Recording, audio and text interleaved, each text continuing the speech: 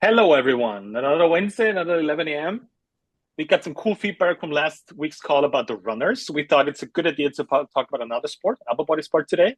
We're talking about lower back pain. We're talking about everything today. Let's bring it on and let's get started. Hi, everyone. Going from the runner, we want to focus today on the tennis players to kind of get to the upper body. What would you do in a 60-minute training session with a tennis player who either has pain in his shoulder or just overall wants a better serve? Okay, cool. So the great thing about playing my game of training is it doesn't matter if your shoulder hurts or if your forehand, backhand, serve, volley needs to get better. Because at the end of the day, it's muscle moving bones and bones setting up muscles to do their jobs. So at the end, it doesn't matter. So what would I do with them? It's super simple. I'll do three exercises for the lats for them. Why the lats? Because it's the biggest muscle in your shoulder. Yes, we could do 17 other muscles. That's totally fine. But I want you guys to focus on one thing and get really good at it. Let's break it down. So we need one big muscle. That's your lats. We need three shoulder positions, four shoulder positions for the shoulder, obviously, for bone positions for your shoulder.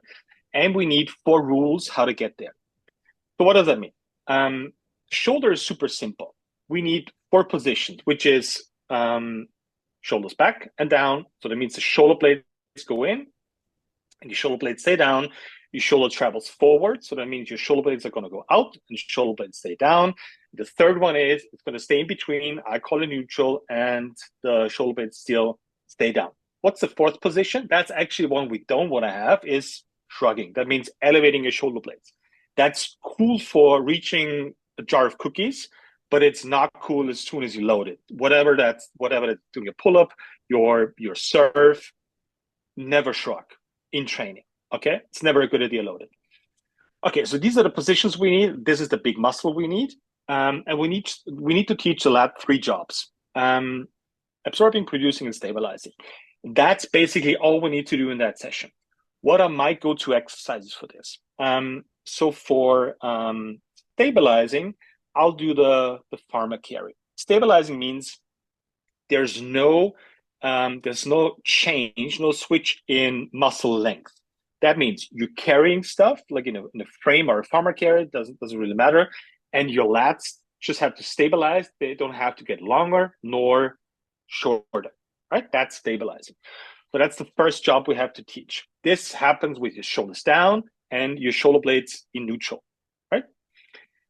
The second one is the front rack carry. So you're carrying, for example, a sandbag here. That means your lat has to stabilize. I'm sorry, has to absorb. My bad. Absorbing means that the muscles get shorter. Muscle shorter means what? In If you press your shoulder forward, that means your shoulder blades go out. Mhm. Um, this is the absorbing portion. That means your muscle is going to get longer. By moving your shoulder forward, your lat dorsi and your teres major is going to call it stretch, get longer. This is what we want to train while carrying a heavy sandbag in the front track. This requires your shoulder blades to go out and your shoulder blades to stay down. This is the game we want to play. This is not about the sandbag front track carry. This is doing the sandbag front track carry, obeying the bone rules, which is shoulder blades out and shoulder blades stay down. If you don't obey the rules, the sandbag front rack carry won't do anything for your lats, right? If you carry it like this, like shrugging like this, or do anything else, your muscles cannot do their jobs. That's why we need the bone rules. The third one is the rope pulled over the yoke. So you're sitting on your ass. There's a rope over your yoke, and you literally pull the rope towards your chest. This is for learning how to produce tension with your lats. So whenever you pull down, that means the muscle is going to get shorter, right? What's the bone rule for this? Shoulder blade needs to stay together, come together in your bottom position, and guess what? Shoulder blade needs to stay down. So whenever you pull down, your shoulder blades have to move in and stay down. This is to ensure your lat can learn the job of producing tension. This is a super simple session for a tennis player that has either shoulder pain or wants to improve his forehand. Because guess what?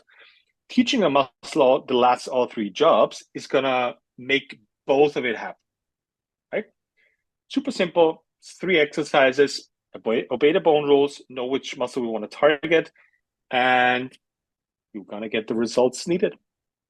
And would you actually kind of like measure the success of the training session by doing kind of like a pre-assessment and then something like a post-assessment? Okay, it's actually a really good question because we talked about who's involved, bones and muscles. We talked about the rules, which jobs we need and which bone rules we need to obey. Now we can talk about how we can measure winning. Winning means for the bones, you have to win the last rep. So winning the last rep means now we know where shoulders or shoulder blades and the big thigh bone needs to move, and now we can measure. Okay, on your last rep, is it getting better or is it getting worse? That means on the couple of last pulls on the rope pull, are you going to shrug all of a sudden? That means this set is pointless. The point is of maybe you're going to start pulling like this, which is totally fine.